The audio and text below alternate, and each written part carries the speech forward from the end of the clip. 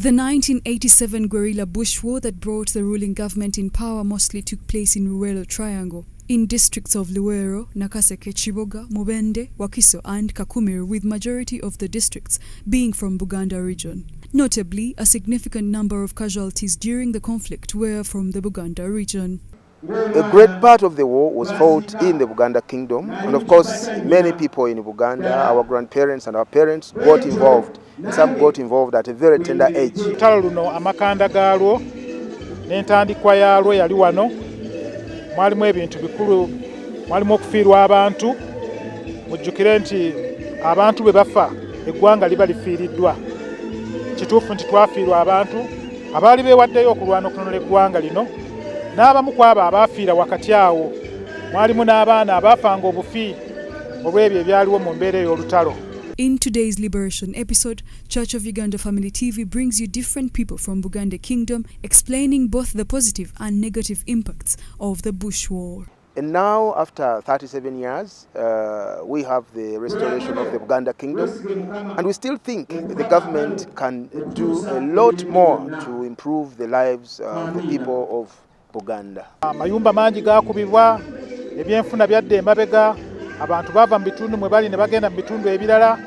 Kakati ebbanga eryo ebintu ebyo yadde abantu baamala ne bakomawo n'olutalo ne luggwa. Kituufu gavumenti yassaawo enteekateeka eziddaabulula ebitundu ebyo. Kakati nja kuwa ekyokulabirako nga waliwo pulogulaamu y'e Luweero.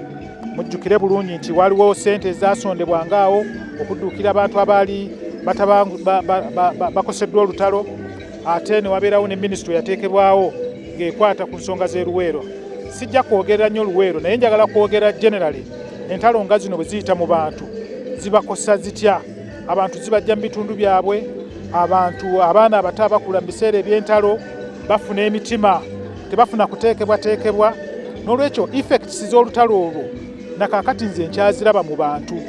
It is reported that numerous accounts indicate that the Baganda played a significant role in the war, willingly sacrificing themselves in order to restore the peace and stability that had been lost under previous regimes. Nga bino byenjogera tetwagala ate kubiddamu olw'ensonga nti twafiirwa ebintu bingi, twafiirwa abantu bangi. Bwe tutajjukira byaliwo na byava ku ky'okubeerawo tuyinza okubiddamu. N'olwekyo kikulu nnyo okujjukira olunaku luno na lwaki ensonga eyo yaliwo, ate lutuwa amaanyi okuva ku ekyo ate okudda maaso. Ensonga ezaaliwo ezaateesaawo olutalo ensonga nkulu nnyo, era kye ndowooza nti ezimu tezinnaba nakola ki nakuggwaayo. It is worth mentioning that the Buganda Kingdom experienced a significant setback following the war. Nevertheless, it is stated that after the National Resistance Army and subsequently the National Resistance Movement came into power, Buganda greatly benefited. The restoration of the Buganda Kingdom is the beginning, and the benefits continue to flow in. The government of Uganda and the government of the Kingdom of Uganda are still in talks for improvement in the way Buganda can be developed. Abantu bangi baafa. Abamu baafa nga bali mu kukekeza ennyago ng'era bwe nannyonnyodde. Abamu baafa wakati mu kuwanyisiga mu lutalo ng'olutalo bwe lubeera. N'olwekyo mu kufiirwa okwo tuggyemu embeera egamba nti tukoze tutya byakuyiga ki bye twayiga bye tusobola okukozesa okusala nti tuganyulwa mu nsonga ezaava mu lutalo, tubaamu ne bye tuyiga ensobi ne tutaziddamu, tusobole okuba nti tutandika okwezimba n'obuteekubagiza okutwala Buganda mu maaso.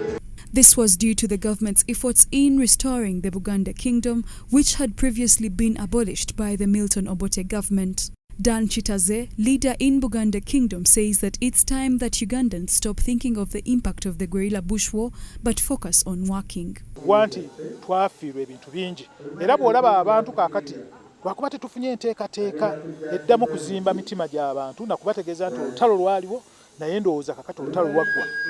N'abaana bano abato tubategeeze bategeere, kubanga ensi ziri ezaayita mu ntalo ezo basomesa n'olwaleero lwaki olutalo lwaliwo, baleme kutegeeza, bategeere obubi bw'olutalo, ate bategeere n'okukola ebirungi ebitasobole kuleetawo bwetaavu ate bwakudda mu lutalo. This year's NRM Liberation Day celebrations will be held at Wakitaka Playgrounds in Jinja City, with President Yoweri Kaguta Museveni expected to preside over the ceremony.